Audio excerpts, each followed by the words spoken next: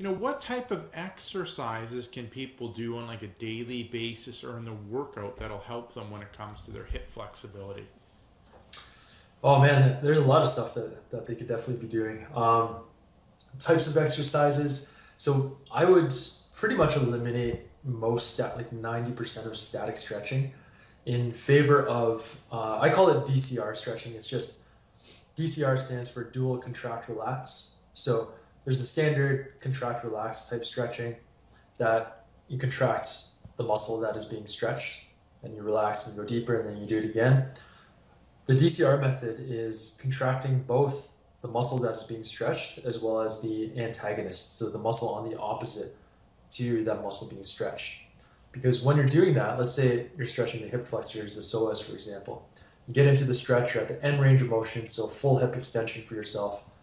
You contract the psoas, so you're building strength in the psoas in that end range of motion, but then you go and contract the glutes on the other side of the joint, so you're building the glute strength at that end range of motion as well. So there, when you have the muscles all around that joint with strength and you're developing the strength, that's a stable joint at that end range of motion. And that's why people who use this method are able to keep the flexibility gains, and then they don't have to stretch as much as they did before because their body is just keeping it through the strength.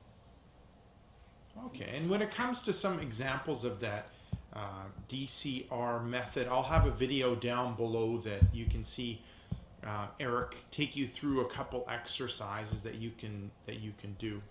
Now, I get this. I have a friend that I talked to him about doing these exercises and those exercises, and always his response is, "What is the one exercise that I can do for blank?" So, what is the one exercise that people can do that'll have like the biggest impact on their hip flexibility? That's the one question I hate the most. What's the one exercise that I could do that would give me all the Make results me in the world? huge or bench press more. Yes. Yeah, totally. But I get it. People are busy now. I just put out this, it's not a single exercise, I guess. It's like a kind of a combo exercise, but it's the reverse lunge, reach, and twist. So it's kind of a combo between a reverse lunge with a reach where you're reaching up at the bottom, inhaling, extend the spine, and then you come down, but you stay in that bottom lunge position, and then you do a twist towards the front leg. So I'll pass a video to you that you can share with your followers there. But basically, the benefits of this sequence is you're going to get in, sorry about the, I don't know if you can hear that. It's like a blender going on right now. But basically the benefits of this sequence are you've got the lunge, so you're working the glutes and you're getting that hip extension for the back leg. So you're stretching out the hip, so reversing that sitting posture. You're strengthening the glute. And then with the reach, you're going to get that thoracic extension, so you're going to get some postural stuff going as well. And with the twist, you're going to get that core activation. So you're getting activation of the glutes and the core, which is very important to make sure that the hips don't have to come in and compensate for those muscles that aren't strong.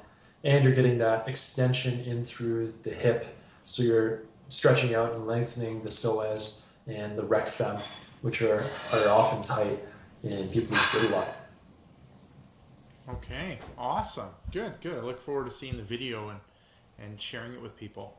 So we're kind of near the end of the interview, or end of the questions that I ended up having. Is there any other like last points that you want to leave people with when it comes to hip flexibility, mistakes, or misconceptions?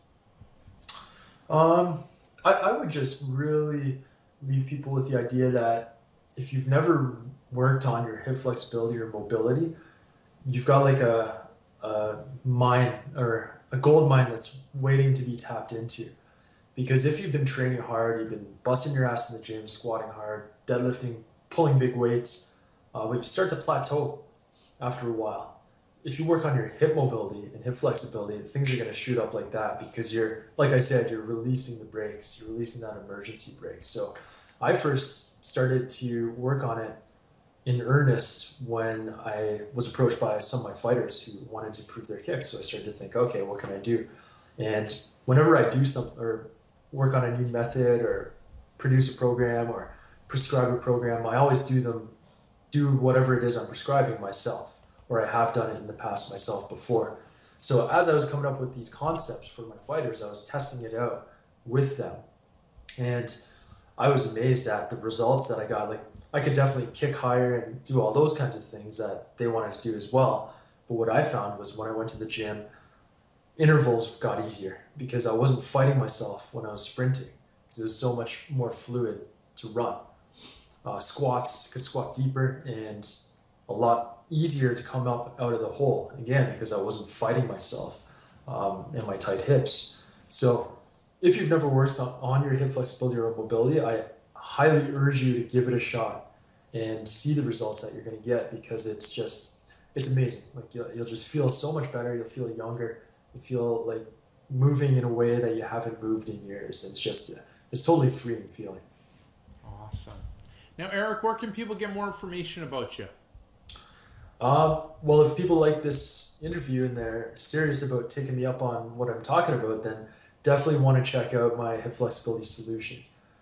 This program, it's been released for just over a year now, and I've got a few thousand people have gone through this program. And if people want to find out more about it, you'll see their results and their feedback about the program kind of displayed prominently on the page. But this program, it uses all the methods that I talked about today and more. So the DCR method, but it breaks down in what I call the 3D flexibility system.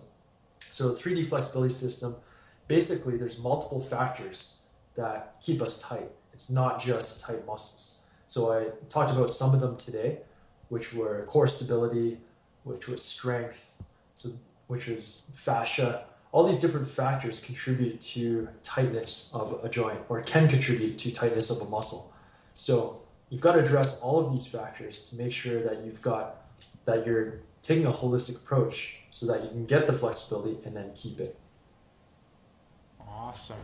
So thank you very much, Eric, for your time. Oh, thank you, man. It's always a pleasure to connect with you. Yeah, it's great to connect you. We'll see each other in person soon enough. It's been about a year and a half.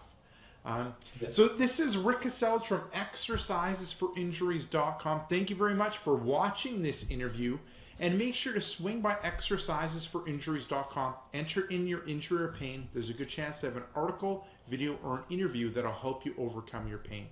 Secondly, if you're watching this on YouTube, head up above, hit subscribe. What that'll do is every couple days you'll get a video from me where I talk about how you can overcome different injuries and pain. Lastly, head down below, hit like, and leave myself or Eric a question or comment. So this is Rick Cassell from exercisesforinjuries.com saying take care and goodbye.